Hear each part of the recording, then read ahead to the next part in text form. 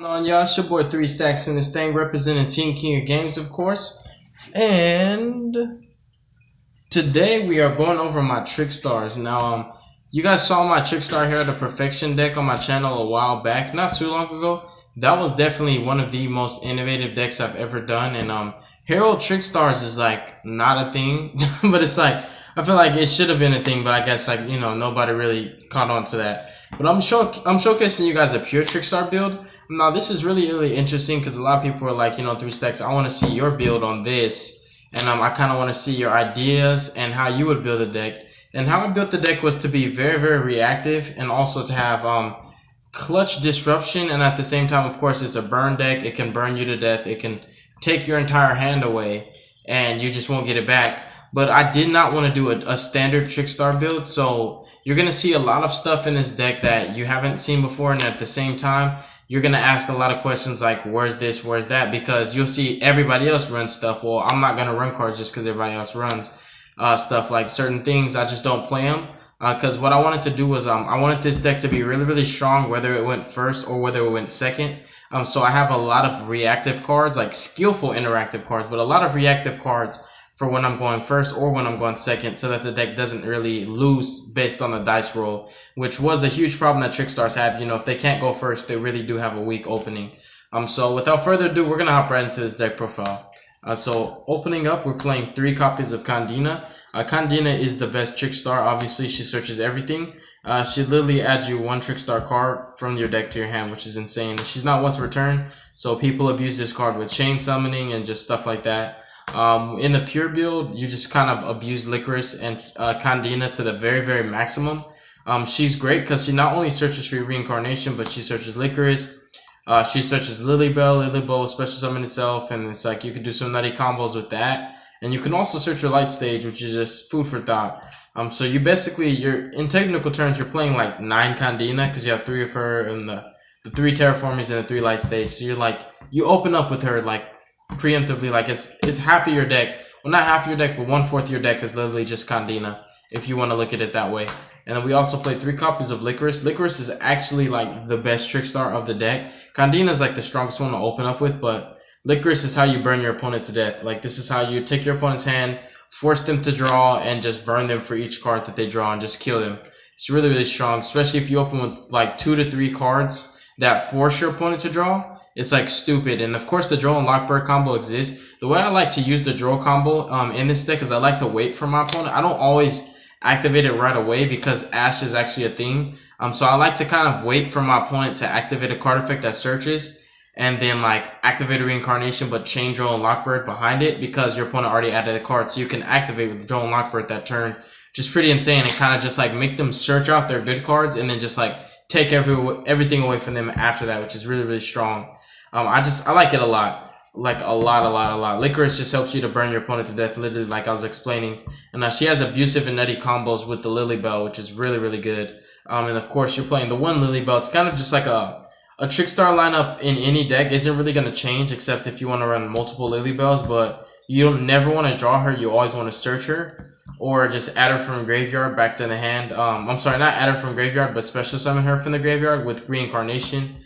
And like attack directly, effect, add back Licorice, bounce it, effect to special summon herself, and then swing again and swing again. It's just really strong. So just literally the 7 Trickstar monsters. We're actually getting more support very soon, so you'll be able to play more Trickstars. And Holy Angel might actually come up because it's like a card like I never really make. So yeah, that sums up the 7 Trickstar monsters. There was something else I wanted to do with this deck, and I still might do it. And I wanted to play Ties of the Brethren with the Honest and the Barrier statue, so that like Spirals, because Spirals is like the best deck now, so that they just can't special summon anything. It's just really strong. But the 7 Trickstar monsters, we still might do like either a Barrier statue variant or maybe even an artifact build like Trickstar artifacts. That was a build I was considering. And then the rest of the monsters are literally just the reactive cards I explained for when you're going second. It's just the hand traps. So you're playing 3 copies of Ash Blossom and Joy Spring. You're playing 3 copies of Droll and Lockbird. You're playing 2 copies of Ghost Ogre and Snow Rabbit, and also 1 Maxi.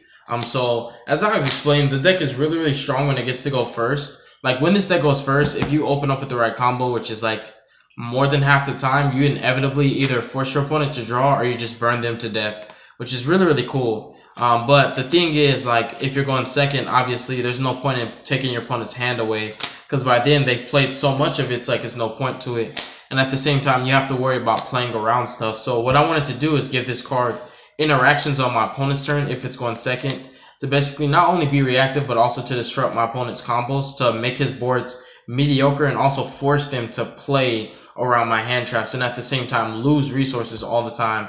So, like, of course, field spells lose to Ogre, and certain monsters that you're really trying to out, like, they just lose to Ogre. And of course, we know Maxi is like the best hand trap, so these are hands down just like extremely versatile. Joel and Lockbird is really powerful, especially for the Magician matchup. Like, Pendulum Magicians is kind of like a thing now, and like everything they do is search. Like, they search and they add from deck to hand all the time. And even if they're not adding from deck to hand, Joel and Lockbird literally says, if you read it right here, your opponent cannot add a card from their deck to hand, even if it's a draw. So, like, even if the Magicians, like, their effects aren't, if their effects aren't, like, basically searching, like, if you're trying to draw cards, like, off of the Lizard Draw combo or whatever, you can't add anything, basically. It's just really strong. So, Joel and Lockbird is, like, powerful in the Magician lineup. In the Magician matchup, it's really strong against Draco variants, and, of course, it's powerful in the Mirror match. Not only because, you can, like, you know, take their hand away, but because Trickstars need to search, like, everything they need.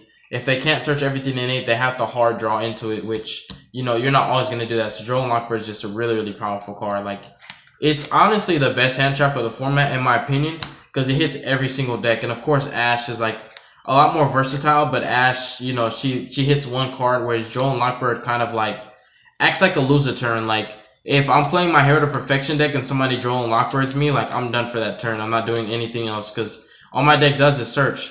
So, like, it just really kills those kind of decks. And, of course, Ash just, like, hits everything. So, if you draw these cards, even if you draw these cards going first, if you can open up, like, the right way and have, like, 1 to 2 of these hand traps, like, you're golden to just kill your opponent and stop everything that they have. It's just really strong. So, I wouldn't change it. 9 hand traps. 3 Ash, 3 Joels, 2 Ogre, 1 Maxi. I could have played 3 Ogre, but it just came down to this. Like, if I draw multiples, I'd rather draw, like, multiple Ash or like multiple draws, because when you're going second, like, you have to draw your opponent sometimes, and you always want to have one for the combo to banish their hand. So multiple draws and multiple Ash doesn't really hurt, but multiple Ogres sometimes really hurts, because it's like only certain cards that it can actually hit, and they have to be face up to begin with. So I just chose the 2 Ogres for the hand trap lineup, but that sums up the monsters. So in the future, I may do like I said, an artifact variant or even a Barrier Statue variant. But moving forward to the spells, we're playing 3 copies of Light Stage. A Light Stage is just a really nutty card. It kind of helps you to get the extra burn damage that you need, and at the same time, of course, the searches for the monsters that you need, and it also turns off a specific back row.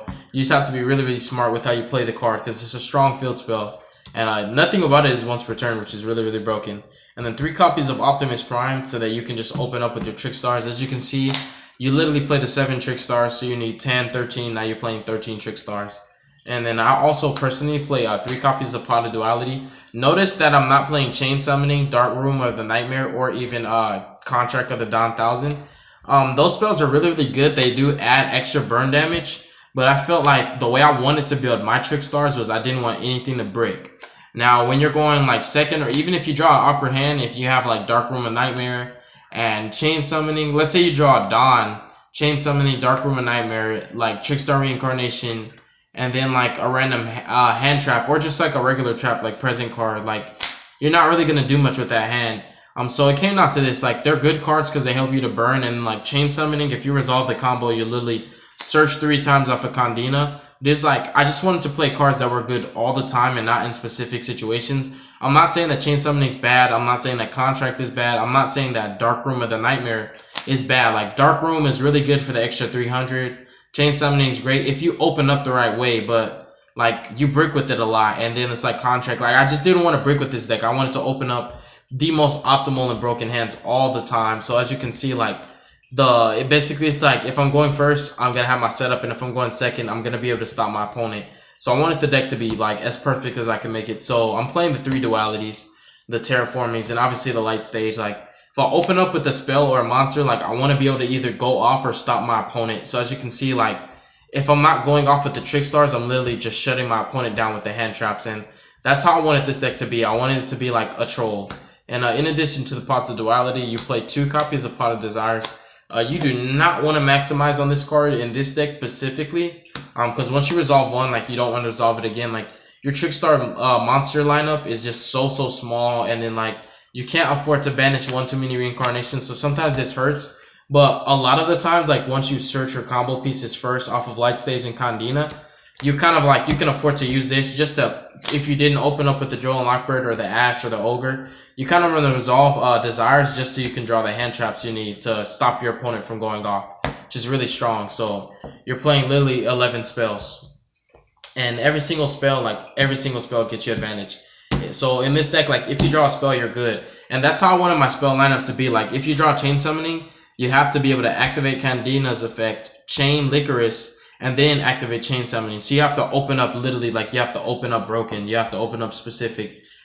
With the Dark Room of Nightmare, like, even though it's good to have an extra 300 on your burns, you also have to open up with a way to burn your opponent. So if you don't open up with either the 7 Trickstar monsters or, you know, the 6 field spells, which only makes you 13 monsters technically speaking, then you're just drawing a dead card. And then as far as the contract with the Don 1000 goes, it's like each player takes 1,000, you draw a card, keep it revealed, and then it's not good enough to me, even though like it gives you information because you can see what card your opponent draws. You just can't enough to this. Like, if I draw a spell, I want to be able to go off, and like, you have the pots, like, to get you to the combo pieces you need to get you to the hand traps and to the Joel and Lockbird. And you have these because you played a little bit of monsters, and these just up your monster count. So like, even if you open with these, you still get your Trickstars. And then for the traps, this is where it like gets really fat and spicy. Because like, I wanted this deck to be extremely reactive and just like go off like crazy. So I run a lot of traps because it's supposed to be a troll deck, and that's how I built it, to like just troll to the max. So we're playing 3 copies of Reincarnation, the broken trap of the deck. It's just like really strong. Banishing your opponent's hand and making them draw a fresh one can sometimes be bad, depending if your opponent bricked and you like gave them a good hand. But this also is really strong. Like, if you basically if you don't have the Joel and Lockbird combo, can't like take your opponent's hand, I recommend that you hold off on this card and wait until your opponent starts searching their combo pieces. And then like, after they resolve Diagram to search Masterpiece, that's when you want to activate Reincarnation and banish away their hand. Like, if you can't take their hand, why would you activate this on standby? You want to wait until your opponent wastes their resources and starts activating cards that search. And then once they search that perfect hand for the go off and, you know, try to kill you, you reincarnate it away and just pray that they don't draw a more broken hand. So it's like just a smarter way to play it. At the end of the day, like, this trap is just it's just way too strong. Like, it's a really powerful trap. And then we're playing 3 copies of Present card.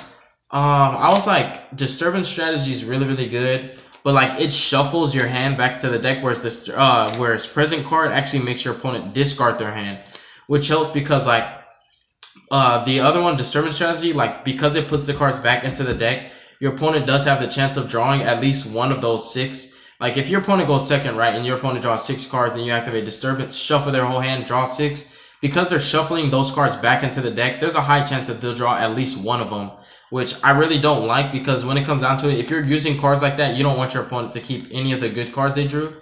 So I felt like this was a lot better, because when your opponent goes second, obviously they get to draw 6 cards, and this automatically puts them at a -1, in addition to you burning with Licorice and changing their whole hand into something different. And when it goes to the grave, you get to see like, ooh, I see you had a Diagram there, I see you had a Wind Witch Ice Bell, I see you had a lot of stuff, but it's gone now. Go ahead and draw and take the burn damage. Just really strong. After it resolves, activate Droll. After it resolves, activate Reincarnation, chain Droll behind it. Droll will resolve, and then Trickstar Reincarnation will banish their hand. They still can't draw it back, which is really strong. Present card, amazing. So these are the 6 cards that force your opponent to draw. But in addition to that, because we're in a format where every deck searches the combo pieces that it needs, your opponent will basically trigger the Joel and Lockbird combo by themselves without you even doing anything to them. Because they could just activate an effect to search, then you activate Droll and chain your draw card like Present or Reincarnation, and they get nothing after that. Because they're already under Droll, and the way it happens, like, Reincarnation will still banish their hand even if they can't draw the cards back, which is insane. And then you have the 3 copies of Solemn Strike. These are the reprints, but it's cool. You're still playing 3 strikes. And this next part of the traps is pretty interesting. I'm a huge advocate for Mirror Forces, and I feel like this deck doesn't really do too well, you know, like going second. So sometimes like your opponent has huge boards and you want to out those established boards, and instead of like main decking board wipes like Raigeki and Dark Hole, which are only at 1, I chose to do this. We're playing 3 copies of Stormy Mirror Force, 2 copies of Quaking Mirror Force, and 2 copies of Blazing. Blazing's supposed to be at 3, but I only have 2. I'm definitely going to get a 3rd. This is like the best Mirror Force because, you know, this deck needs to burn a lot, and Blazing sometimes finishes the job. Another Mirror Force that I'm going to try to find room for is actually Drowning Mirror Force. Drowning's really good in this deck because your monster lineup is so low. Like, you play more hand traps than you do actual monsters, so it's like if your opponent outs your board and you don't have a reincarnation to reestablish yourself, it's like your Drowning's always going to be live. And then you play the 1 torrential because it's like a trap that your opponent cannot play around, like they have to play into it. I don't know why a lot of people just aren't playing torrential, but it's just like a really, really strong trap. So yeah, like the back row is just real in this deck. Like, if you're not forcing your opponent to just give up their hand, like you're really, really trolling them to the max and controlling every aspect of what they do in their deck. And the extra deck is just like never ever comes up. Like this deck, really, I wish this deck could play Domain because I would just play a Domain build because it's just like literally never goes into the extra deck. I wish there was like Tribute Summonable Trickstars and you could just play like Trickstar Domain, but we play the 1 Yazi and the 1 Black Rose because you have the Ogres. Basically the Ghost Sisters, Ash and Ogre are level 3 tuners, so you can sync with them and Kandina and go ahead and make your level 7s, which is really nice. Like, it's just something that comes up in certain situations, especially because you like play so many hand traps. Sometimes you need to use those hand traps to make actual plays because they are tuners, which is something just keep in mind. The Utopia package, juicy. Dweller is still a staple because Dracos are still around. Tornado Dragon and Dinos are still around, so you just want to be ready for them. Tornado Dragon, Paladynamo, Castel, Gaga Samurai. Karagorkin comes up because it's just like you need to protect your back row, and if your opponent's trying to Cyclone or Twin Twister your back row, you can just redirect the targets, and he's not once per turn, which is nice. And Diamond Crab King. Now, the extra deck is actually missing Trickstar Holy Angel, like 1 to 2 of her, and then the other slots would go to like Firewall Dragon or something like that. I don't know. It's just like, I don't know what else to put in. Like, the extra deck never really comes up, so I could have put like a bunch of random stuff just to fill space, but I kind of just like, I'm playing what I actually know I'll need and what I know that I'll go into, like, especially the Samurai, because this deck like needs to push for a lot of damage. Like, Samurai can finish the job for you. Like, whatever the burn damage couldn't do, you just Samurai for 38, which is really nice. So he's like one of the MVP staples that I think every Trickstar player should be playing, because it's like, you can keep the board clear with your Mirror Forces. Well, I do. I don't know if other Trickstar players run Mirror Forces, but keep the board clear with your Mirror Forces and keep burning the crap out of your opponent with Licorice and forcing them to draw. And it's just like, whatever's left over, you just finish it with Samurai, which is really, really nice. It's like, there's like that reaction where you can go Reincarnation, Special Candina from Grave, and then Normal Summon another Candina, Effect to Search, and then Ovalize, Samurai. Bam. So that sums up the deck profile for now, you guys. Cards that I wanted to play were definitely the Artifact Engine, the Ties of the Brethren combo that I was telling you about, which, by the way, no Trickstar players do that, and I wanted to be the first person to do it, so I'm still going to innovate and run the Barrier Statue package, because I feel like having a Barrier Statue in the Trickstars is really strong, because it's like, you can't really draw the cards that you want, because I'm always disrupting your hand. I have all the hand traps to answer to you, and then to top it all off, like, you can't special summon. Like, that's just really, really strong. And these are cards that I definitely wanted to main deck because of Masterpiece. Like, I wanted to have main deck outs. I still don't know how I feel about it, because it's like, it's a really, really good card, and it's great. Like, it's really, really strong, but it just came down to like space. If I put these in, I would have to like take out Mirror Forces, and I'm addicted to Mirror Forces. I don't want to take them out. I'm not gonna lie, you guys. But thank you so much for watching the deck profile. God bless you guys. Make good choices. Don't hurt your brain cell. And tell me what you think. This is completely different from any Trickstar build out there. It's nothing standard about it except for probably the Trickstar monster lineup, which is a 3-3-1 ratio. Which, you know, I guess you can say that's the only thing standard. Other than that, like, the deck is just retarded. It's like not the same Trickstars that you see everywhere. And you guys definitely are gonna get to see how the deck works, like in an actual live duel, and you'll see exactly what I'm talking about. Because like, I knew what I was doing when I built this deck, and I made it crazy. But yeah. Peace out, y'all, and I'll be hearing from you soon. Or you'll be hearing from me soon.